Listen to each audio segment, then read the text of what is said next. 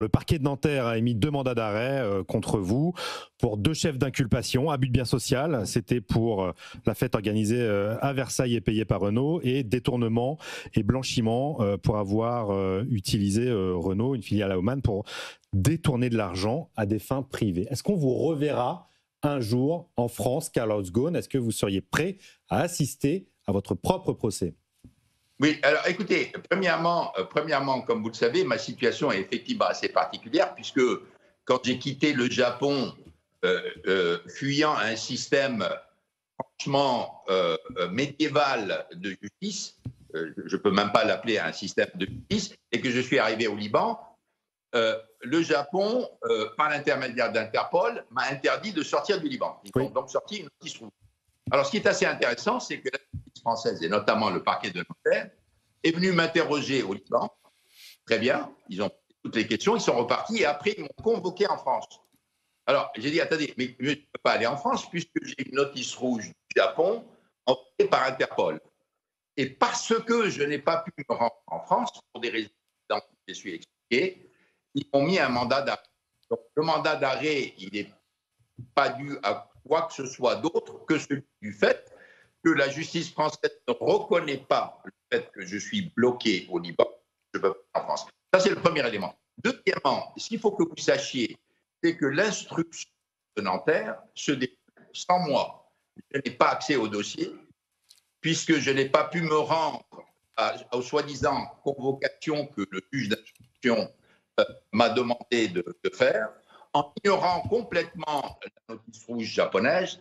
Enfin, c'est vraiment kafkaïen comme situation. Donc aujourd'hui, je ne sais même pas quelles sont les accusations que j'ai dans le dossier. Ça fait 5 ans que ça dure. Ça fait 5 ans que ça dure. Je suis en dehors, ma défense n'est au courant de rien. L'instruction continue, elle peut durer, il n'y a pas de limite, compris à l'instruction.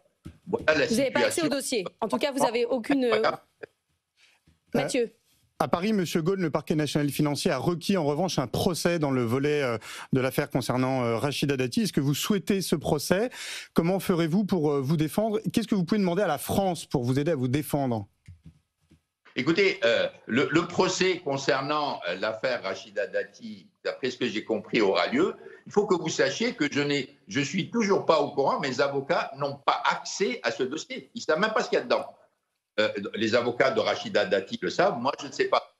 Forcément, à un certain moment, je vais être appelé à ce procès et mes avocats me défendront pour une raison très simple, c'est que je ne peux pas me déplacer en France.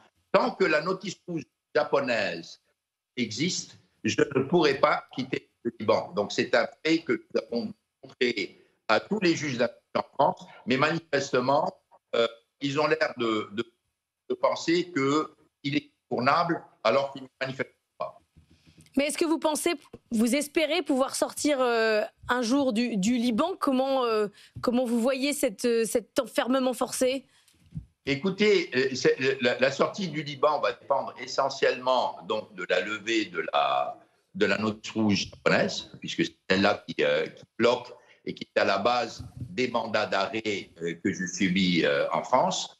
Ça, c'est une autre affaire, puisque le Japon refuse de transférer le dossier à la justice libanaise pour que finalement la justice soit faite. Des accusations qu'il y ait au moins une justice qui tranche sur cette affaire. Donc, pour l'instant, on a un statu quo total, on refuse du Japon de laisser notre justice trancher ce cas, si ce n'est la justice japonaise dont on connaît bien les caractéristiques.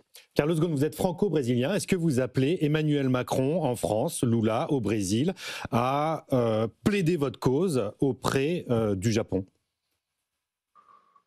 Écoutez, j'avais essayé plusieurs fois, même il y a très longtemps, de contacter les autorités françaises pour plaider mon cas. Comme vous le savez, j'ai été largement ignoré. Donc, j'ai très peu d'espoir que ce cas puisse se résoudre, du moins avec l'administration française actuelle.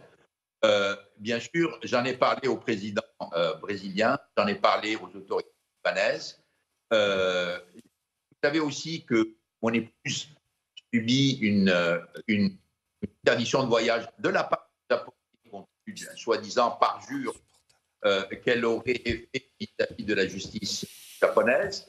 elle est bloquée et donc nous passons aussi par l'administration Trump de façon à éviter que cette injustice ne perdure trop longtemps. Ça fait 5 ans qu'elle est bloquée au Liban pour cette accusation